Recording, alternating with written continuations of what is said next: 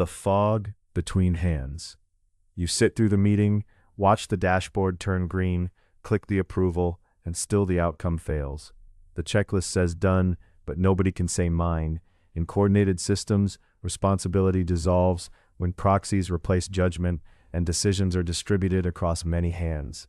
By proxy, I mean a measurable stand-in, an approval, a ticket, a score, a model output that is easier to audit than the real work it claims to represent.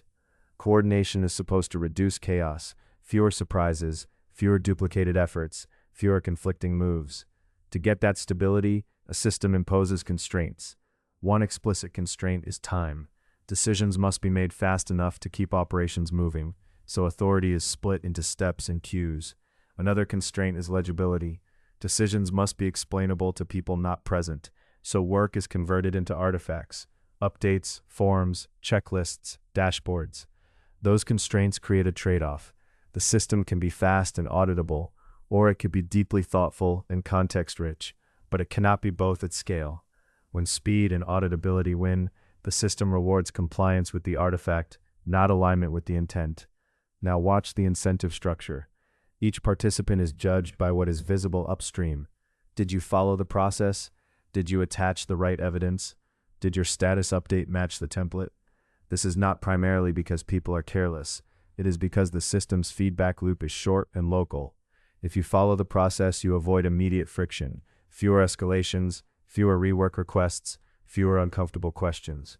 If you exercise judgment that deviates from the script, even for good reasons, you create risk that is personally concentrated. You become the story.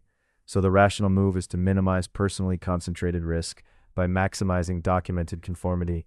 That is how responsibility spreads thin. It doesn't vanish. It atomizes. Process following is the first form of diffusion. The worker says, I did the steps. The reviewer says, I checked the boxes. The approver says, I signed because the boxes were checked. Everyone touched it. No one owned it. Model following is the second form. A model can be a forecast, a risk score, a ranking, a policy engine, anything that produces an output with authority.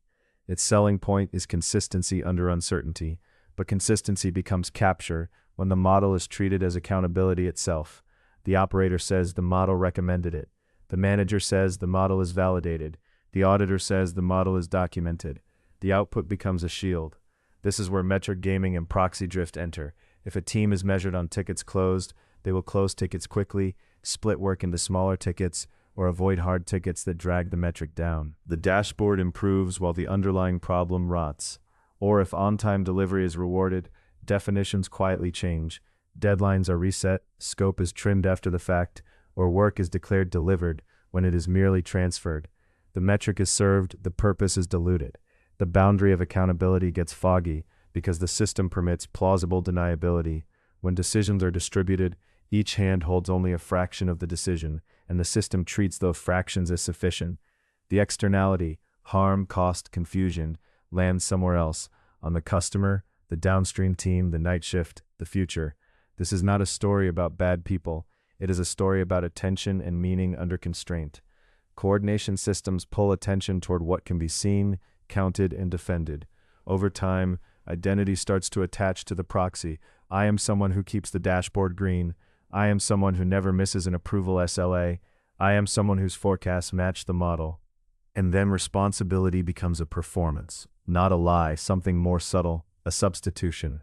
The system trains people to protect their position in the workflow, rather than the reality the workflow was meant to protect.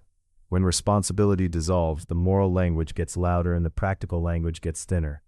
People argue about who should have caught it, while the system quietly answers, no one was paid, promoted, or protected for catching it. The system encoded a value hierarchy: legibility over truth, speed over understanding, conformity over judgment. Meaning erodes in a predictable way. If your work is primarily evaluated through artifacts, you will start to treat the world as artifacts. The cost is not just mistakes, it is a narrowing of care. You can feel busy, compliant, and exhausted while drifting away from what you thought you were responsible for. Hold up 2 questions in your mind without rushing to resolve them. First, which metric, checklist, approval, or model output do you most reliably serve because serving it is how the system recognizes you? Second, what value might that proxy erase when you serve it? Clarity, safety, Craftsmanship, honesty about uncertainty, real coordination instead of synchronized reporting. Notice how the system distributes risk and concentrates reward. Notice where the feedback loop is fast and where consequences are slow. Notice which parts of reality the system cannot see and therefore cannot protect. Reflection here is not a mood. It is a practice of naming the proxy and naming the externality it produces. Responsibility dissolves when a system makes compliance cheaper than judgment and calls the result coordination. Incentives do not care about your story.